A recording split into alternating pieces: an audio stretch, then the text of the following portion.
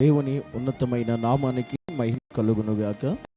పరిశుద్ధుడైన యేసయ్య దివ్యమైన నామమును బట్టి మీ అందరికీ కూడా శుభాభి వందనాలు ఉదయ కలశంలో తెలియచేస్తున్నాను. దేవుని సన్నిధానంలో అనుదిన వాక్యమును ఈరోజు మనం చదువుకున్నాం. పరిశుద్ధ గ్రంథ లేఖనము నుంచి మత్తయి సువార్త 14వ అధ్యాయం 19వ వచనం.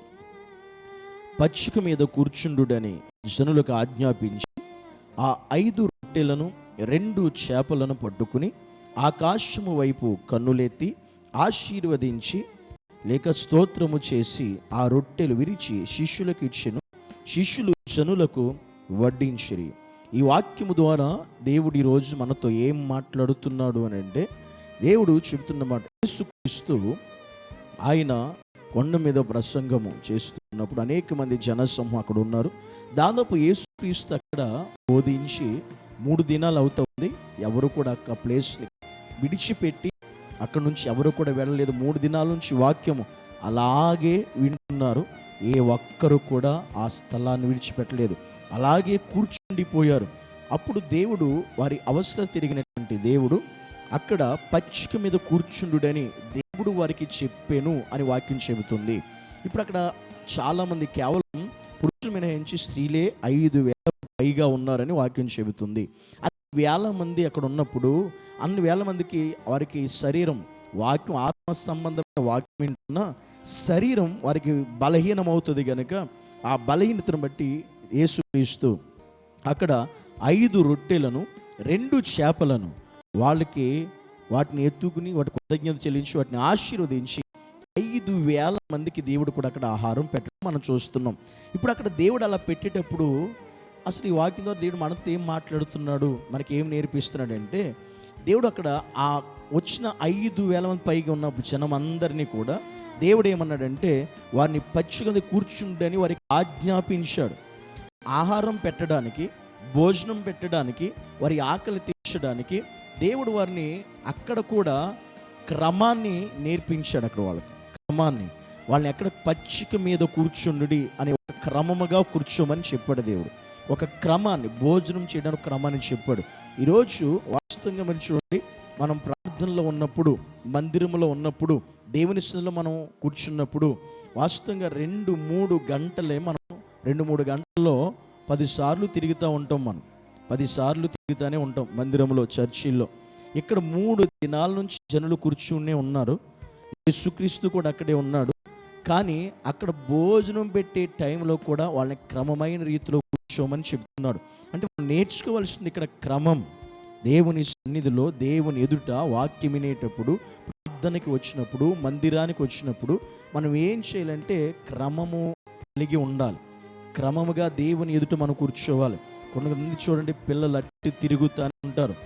తల్లిదండ్రులుగా అసలు పిల్లల్ని వాళ్ళు కూర్చోబెట్టరు, వారిని సరిచేయరు, వాళ్ళని కొట్టరు. ఇంట్లో కనుక వాళ్ళ మాట వినకపోతే చెత్త కొట్టేస్తుంటారు.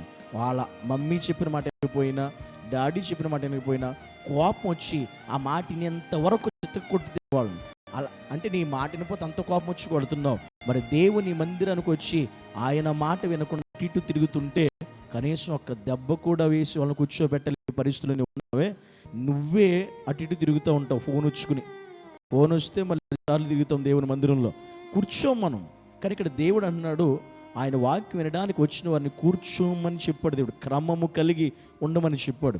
ఈరోజు సంఘాల్లో చాలామంది నిజంగా అలా ఉంటున్నారు. ఫోన్ వస్తే బయటికి వెళ్ళిపోయేవాళ్ళు, పక్కన వాళ్ళతో మాట్లాడేవారు. సరిగ్గా ఉన్న 2 గంటలు కూడా దేవుని ఎదుట కూర్చోలేనటువంటి స్థితిలో కలిగినటువంటి వారు ఈరోజు అనేక పిల్లలు కూడా అటు తిరుగుతుంటే సరి చేయలేనటువంటి తల్లిదండ్రులు.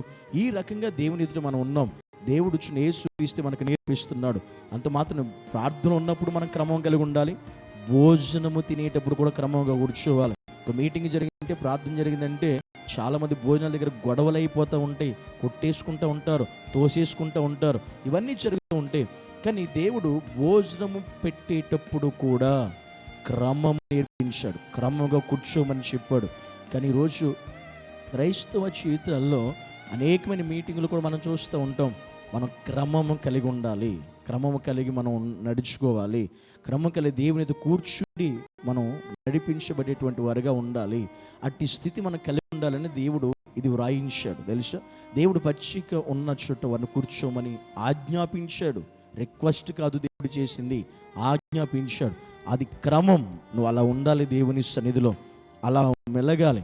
వచ్చావంటే ప్రార్థన ముగించే వరకు నువ్వు కదలకూడదు, ఎటు తిరగకూడదు, కూర్చున్న దాన్ని లేచి వెళ్ళకూడదు. మధ్యలో ఎలాంటి పనికి మాలిన పనులు మనం మందిరాల్లో చేయకూడదు.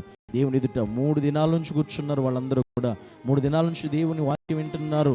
ఈరోజు నువ్వు సరిగ్గా పట్టుమని దేవుని సన్నిధిలో ఉన్న గంటన్నర 2 గంటలు కూడా కూర్చోలేకపోతున్నావు. మన ఆత్మీయస్థితి ఎలా ఉంది, మన పరిస్థితి ఎలా ఉంది? నిజంగా కూర్చుండేటువంటి దేవుని సన్నిధిలో అనుభవం మనకుందా లేదా అనేది ఒకసారి జ్ఞాపకం చేసుకుందాం.